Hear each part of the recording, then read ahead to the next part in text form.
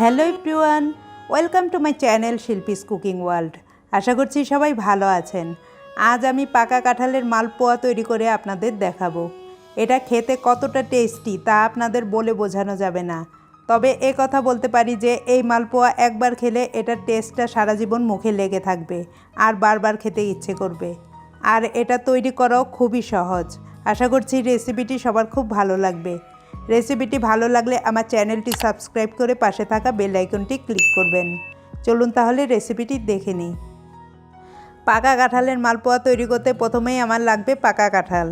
এখানে আমি এক বাটি কাঁঠালের কোষ নিয়েছি। আর কাঁঠালের কোষগুলো নরম হতে হবে। কাঁঠালের শক্ত কোষ দিয়ে এই পিঠা তৈরি করা যাবে না। এখন আমি এই কাঁঠালের কোষ থেকে বিচি ছাড়িয়ে ব্লেন্ডারে ব্লেন্ড করে নেব। কাঁঠালের কোষগুলোকে আমি পানি ছাড়া স্মুথ করে ব্লেন্ড করে নিয়েছি। এই কাঁঠালের পিউরিটা দিয়ে আপনারা যে কোনো পিঠা তৈরি করতে পারবেন। আবার এই পিউরিটাকে ডিপ ফ্রিজে রেখে 6-7 মাস পর্যন্ত সংরক্ষণ করতে পারবেন। এখন আমি মালপোয়ার জন্য একটি ব্যাটার তৈরি করব। এজন্য একটি মিক্সিং বোলে নিয়ে নিচ্ছি 1 কাপ ময়দা, সেই সাথে নিচ্ছি হাফ কাপ সুজি। আপনারা সুজির পরিবর্তে এখানে চালের গুঁড়াটাও ইউজ করতে পারবেন। তবে চালের গুঁড়া বা সুজি যেটা ইউজ করেন না কেন সেটার পরিমাণ যেন ময়দার পরিমাণের অর্ধেক হয়, এতে করে মালপোয়াটা বেশি সফট হবে। নিচ্ছি লবণ সামান্য। যে কোনো মিষ্টি খাবারে সামান্য লবণ ইউজ করলে টেস্টটা ব্যালেন্স হয়। চিনি নিচ্ছি হাফ কাপ।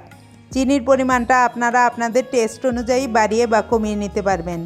নিচ্ছি 1/4 চা চামচ মৌরির গুঁড়া। আমি মৌরি শুকনা তাওয়ায় তেলে গুঁড়া করে নিয়েছি। আপনারা আস্ত মৌরিটাও এখানে ইউজ করতে পারবেন, আবার এটাকে স্কিপ করতে পারবেন। আমার কাছে মালপোয়াতে মৌরির ফ্লেভারটা ভালো লাগে।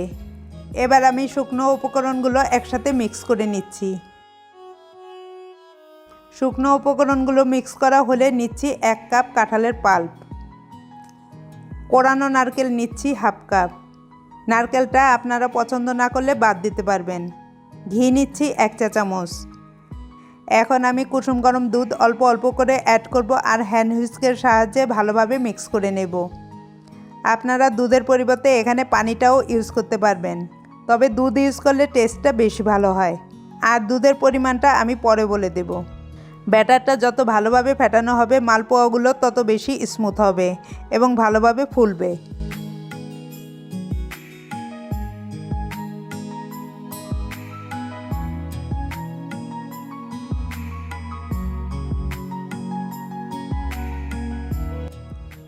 ব্যাটারটা আমার তৈরি হয়ে গিয়েছে। এই ব্যাটারটাকে তৈরি করতে আমার 1 কাপ প্লাস 1 টেবিল চামচ দুধ লেগেছে। আপনাদের এর চেয়ে একটু বেশি বা একটু কম দুধ লাগতে পারে। ব্যাটারটার কনসিস্টেন্সিটা আমি দেখাচ্ছি। ব্যাটারটা বেশি ঘনও হবে না, আবার বেশি পাতলাও হবে না। উপর থেকে ব্যাটারটা ফেললে স্মুথলি পড়ে যাচ্ছে। এখন আমি ব্যাটারটাকে আধা ঘন্টার জন্য একটি ঢাকনা দিয়ে ঢেকে রেস্টে রেখে দেব।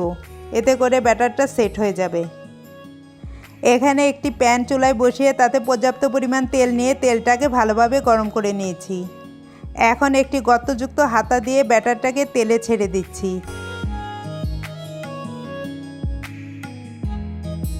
কিছুক্ষণ পর পিঠাটা যখন তেলের উপর ভেসে উঠবে তখন হালকা প্রেস করলে পিঠাটা ফুলে উঠবে। পিঠার এক পাশ ভাজা হলে উল্টিয়ে আরেক পাশ ভাজতে হবে। চুলার আঁচ মিডিয়ামে রেখে পিঠাগুলোকে গোল্ডেন কালার করে ভাজতে হবে। এখন পিঠাটা আমার ভাজা হয়ে গিয়েছে। এটাকে আমি তেল থেকে তুলে নিচ্ছি। আপনাদের বোঝার সুবিধার্থে আমি আরেকটি পিঠা ভেজে দেখাচ্ছি। ব্যাটারটা তেলে ছাড়ার সময় তেলটা যেন ভালোভাবে গরম থাকে এটা খেয়াল রাখতে হবে। আর প্রত্যেকটি পিঠা ভাজার সময় ব্যাটারটাকে একটু ফেটিয়ে নিতে হবে। এতে করে পিঠাটা ভালোভাবে ফুলবে। আমার আরেকটি পিঠা তৈরি হয়ে গিয়েছে। এভাবে আমি সবগুলো পিঠা তৈরি করে নেব।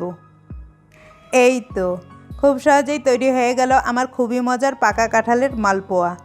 এই কাঁঠালের সিজনে আপনারা এই মালপোয়াটা একবার হলেও বাসায় ট্রাই করতে পারেন। দেখবেন যারা কাঁঠাল খেতে পছন্দ করেন না তারাও এই মালপোয়াটা পছন্দ করবেন।